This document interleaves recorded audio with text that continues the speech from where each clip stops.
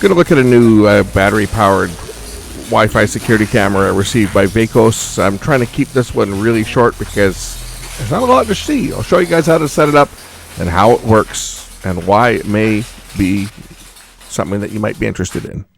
This is a 100% battery-powered camera. It has built-in lithium-ion batteries that can be recharged with a USB charger for total wire-free operation. Get on-demand viewing, human detection, remote playback, and you can get push notifications sent to your phone when motion is detected.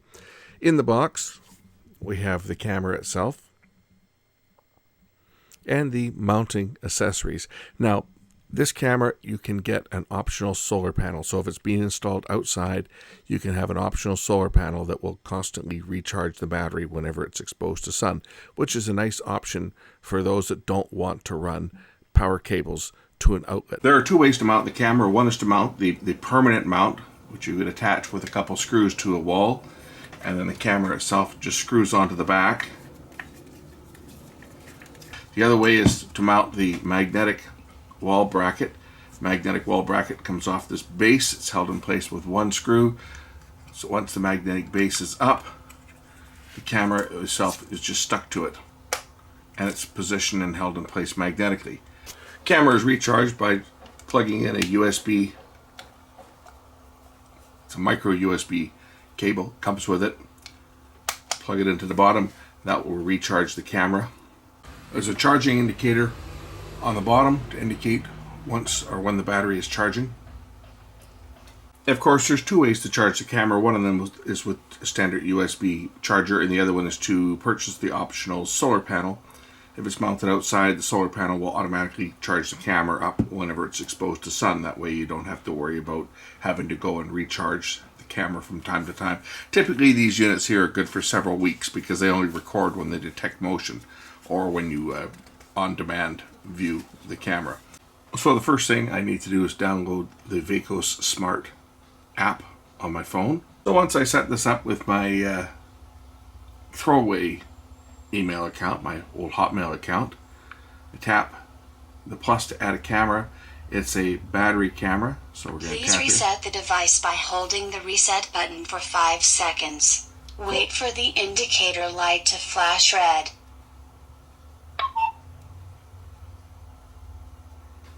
Okay, so the indicator light's flashing red. And then I click next. Select the Wi-Fi network you want to sync with.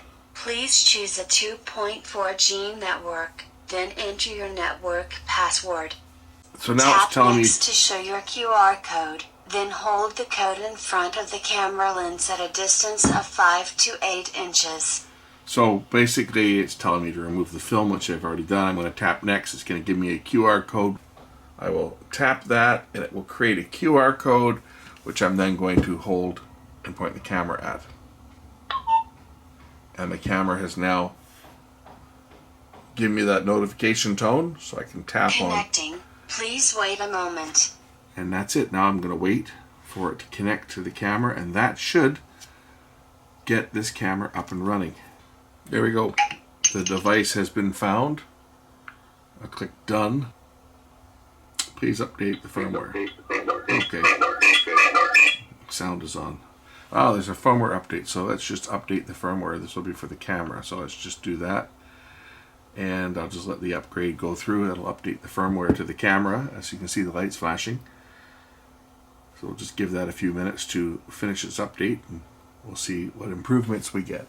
Okay, the camera has now updated its firmware, and it's now running, as you can see. I'm just taking a look at the app itself. Looks like you have to activate cloud services to make it work, but this app looks exactly the same as the app that I'm using for another camera. App looks absolutely identical to the other app that I've got. There's two-way audio. So I'm going to press the intercom button. Oh, I got to allow it to record audio, so I'll just do that. And then when I tap the intercom button, I can now talk to whoever's at the camera. Release it to listen. So now I should hear what someone's saying. Hold to talk. Talk to the person outside. And if I want to record it onto my phone,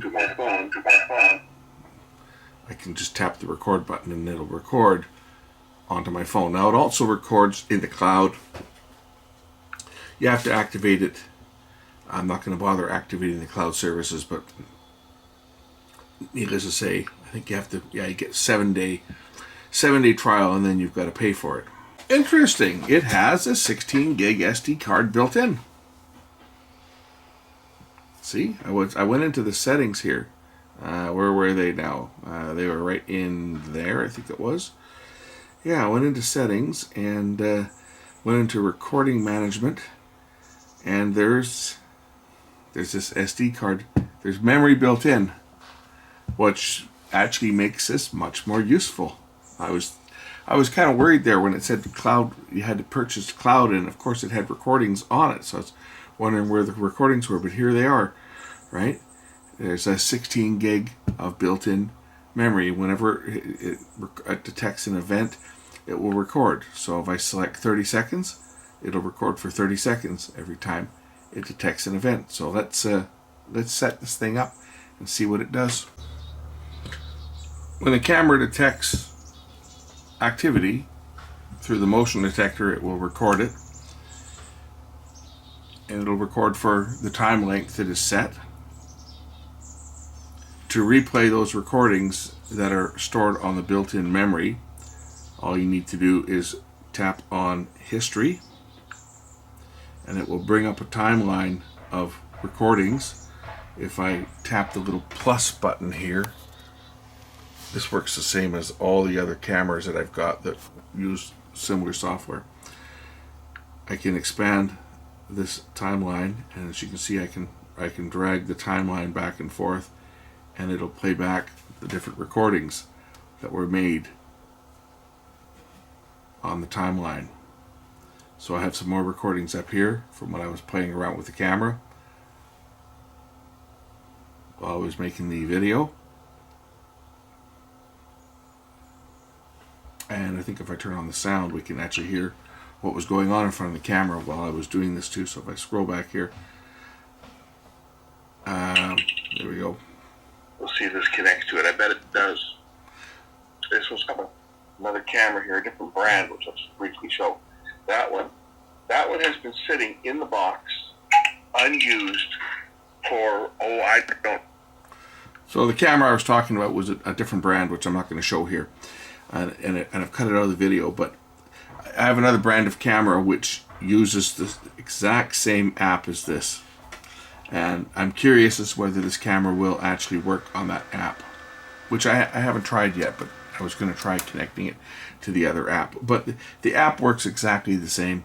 It looks identical to this one.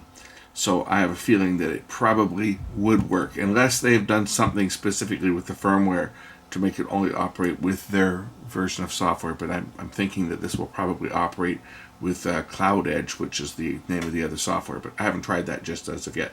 Anyway, that's a quick look at this little Vacos, however they pronounce it, camera. I was thinking this was going to be a dud when I first looked at it, but the fact that it's got 16 gigs of built-in memory, I think that's very useful for someone. You don't have to buy any additional memory. You don't have to worry about someone stealing the memory out of it. For indoor applications, just charge it, stick it to the magnetic base, and you're good for several weeks before you have to recharge it again. The other camera I was talking about, and I'll launch it here. I'll launch the app for it. I've got a couple of these ones. I have one as a backdoor camera, but this one here is in the box. It has not been touched.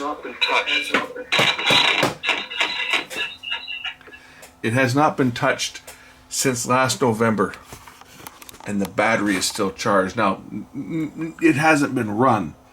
In fairness, it's been sitting in a box, but it hasn't been turned on since last November, and we're now into September of the next year. So that thing's been sitting for months. So that just goes to show you that these batteries, when they're fully charged, if they're not doing a lot of recording, the battery is going to last for a long, long, long time. For example, if you're using something like this just to watch down the side of your property, and nobody's normally going down there, right? It's not something that's being accessed constantly. You don't have people going up and down there every day constantly, or looking out at your back door, or looking into your garage, for example, and there's not a lot of activity that's going on there. The battery could run for a long time before having to be recharged. For outdoor applications, the solar panel option would be a good option to keep the battery charged. Anyway, I intended this to be a really short video just to show how to set one of these things up and how they work. I think we've accomplished that. Thanks for watching. Link is in the description. We'll catch you in the next one. Bye.